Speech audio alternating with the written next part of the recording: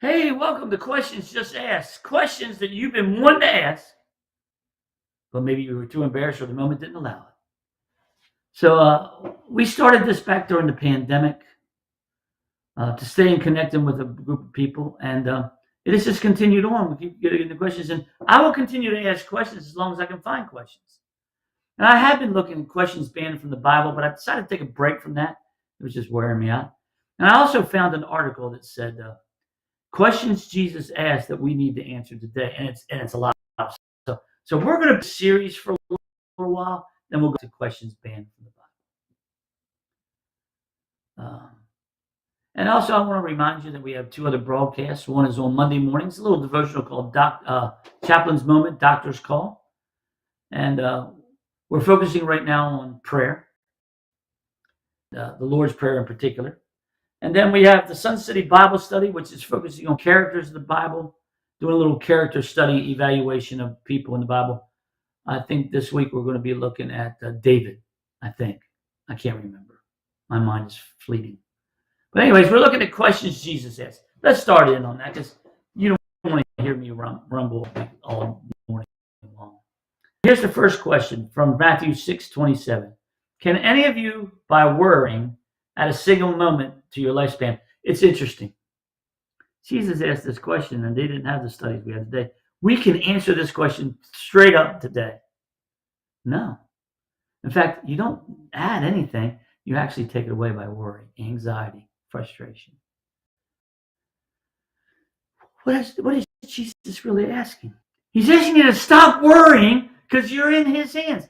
Now, the people who have to worry are the people who are not believers. If you're not in Jesus' hand, if you're not one of Jesus' followers, you got a lot to worry about. But he's saying, listen, with me, what's there to worry about? I got you.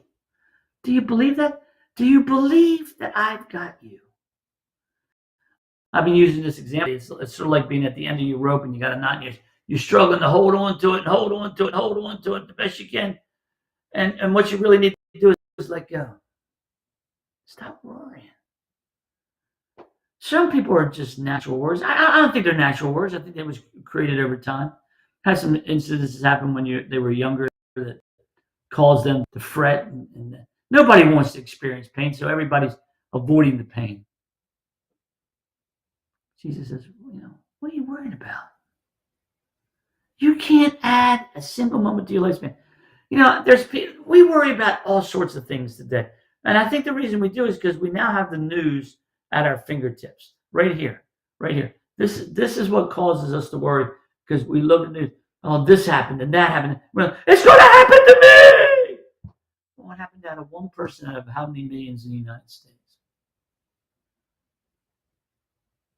And do you believe you're in the Lord's hands? Do you believe you can go anywhere or do anything as long as you're following the Lord? Do you believe that? That's what he's asking. So, hey, can any of you, by worrying, add a single moment to your lifespan? No possible way. If anything, is going to take away from your lifespan by causing you to have all sorts of anxiety and stress. So that's this week. Well, next week at Matthew 7:2.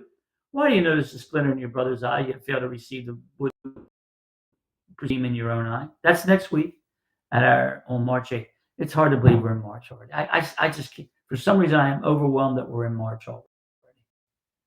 And time is flying. So anyways, we'll look at that next week. Hey, thanks for joining us this week. See you next week.